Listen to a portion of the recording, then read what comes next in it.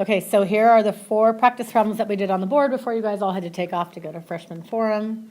But I have Kenny and Wynter here with me, so they're the lucky ones who get to do the answers for you all. So, number 1 was x plus 9 and x minus 3. And both Kenny and Wynter are doing box method, so I'm going to do box method.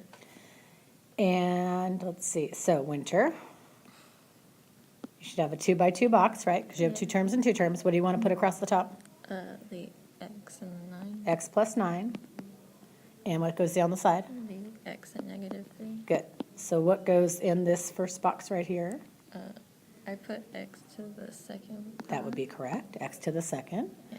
What goes in that box right there? And I put 9x. You did. That's so right. Uh-huh. Keep going. And then I put negative 3x. Oh my goodness. And then what in the last box? Put negative 27. That's so correct. Why are you nervous about I this? don't know what to do after that. Okay, so now you're just putting together things that are the same.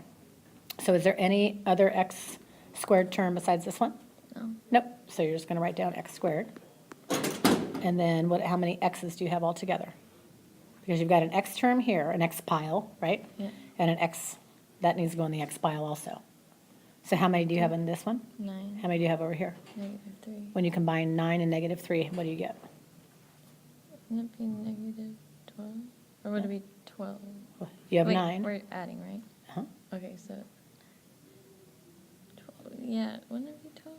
Well, you tell me. You have 9. And then are you giving me 3 more, or are you taking 3 away? Oh, no, you're taking 3 away. Good. So That'd be 6. that'd be 6x. And then how many do you have in your number pile? 27. What? Oh, negative 27. Negative 27. That's your answer. Oh. Well done, Wynter. All right. Number 2. Are you doing box method also? Yeah. Okay. So we have x minus 7 and x minus 8. So what do you want to put across the top? X and negative 7. Good. And what about down the side? X and then negative 8. Good. So what goes in your first box up here? X squared. Good. X times x is x squared, not 2x, right? Right. And then what about right here? Negative 7x. And down here? Negative 8x. Good. And over here? 56. Positive 56. Excellent.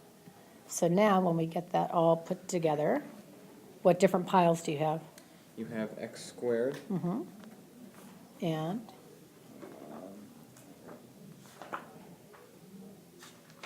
Just look here, you're fine. And then Negative 15x. negative 15x. Good, because you have an x pile and you have to combine those two together. Good. And then what else? Plus 56. Perfect. Excellent. Good deal. Turn again. They're so happy they're here.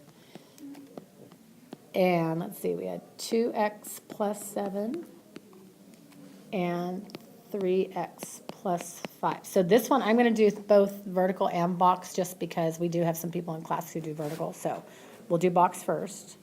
So what goes across the top? Wait, 2x plus 7. 2x plus 7 and And then 3x plus 5. 3x plus 5. Good. So what's going to go here first? So first multiply your coefficients. What's That's 3? 6. That's 6. Good. 6x. 6x. What's x times x? Oh, squared. Squared. Yeah. Good. Okay. And then 3x times 7. All right, hold on. 21. 21x. X. Good. And then 5 times 2x. 45. Wait, no, 40. Are you multiplying or adding? 5 times 2? Oh, no, we're doing that one. That's 10. 10x. Because remember, you're going from this one, and that goes here, right? So 5 times 2x. And then what's 5 times 7? 35. 35. Good. So what's my first term going to be? 6x squared. Because we always want to list it from biggest exponent to smallest. Mhm. What am I doing with the 10x and the 21x? You're adding them. So how many do I have? That's 31. Good. And how many just plain old numbers do I have? 35. Perfect. Okay. Good. So I'm going to go ahead and do this problem vertical method also for those in the class who do vertical methods. So I'm going to scooch Wynter's over. And then we have 2x plus 7 and 3x plus 5. So vertical method just means that you multiply like you multiply all the other things you've been doing forever. So I'm going to first multiply 5 times 7 and then 5 times times 2x. So 5 times 7 is 35, and 5 times 2x is 10x. Then just like when you're doing regular multiplication, right, you would multiply, and then you put a 0 there, and then start multiplying the 1 and the 7 and the 1 and the 4, and then add them up. So we're doing the same thing here. So I'm going to put a 0 there. 3x times 7 is 21x, and 3x times 2x is 6x squared. The reason I like vertical method is 2 reasons, actually. One, because you've been doing this stuff since you were little, and so it's not really that big a deal. The other reason I like it is because everything here now is in its own little column, and you just add them straight down. So 6x squared plus 31x plus 35, which is exactly the same answer Wynter got us. Good. You Yeah. didn't think I forgot about you, did you? No. Okay. So we have negative x plus 7 and 7x minus 2. Still want to do box? Yeah. Okay. So what goes across the top? Negative x plus 7, Good, and then 7x minus 2. good. Okay, so what's going to go in that first box? That'd be negative 7x squared. Because this is like a negative 1x, right? Right, Good. so negative 7x squared. Good. And then in the next box over, it would be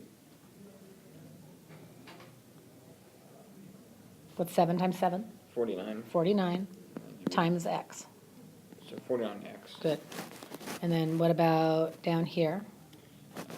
That'd be 2x. It would be 2x, good. And then over here, Negative 14. good. Okay, which 2 of those need to be combined?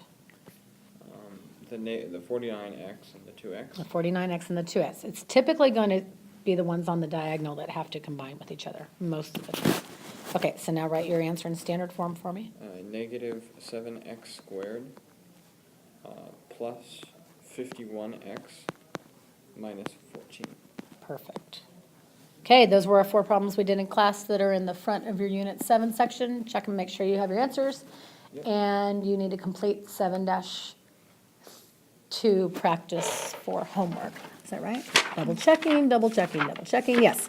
7-2 practice. If you get confused, come back and look at Wynter and Kenny's lesson because they did awesome. Bye.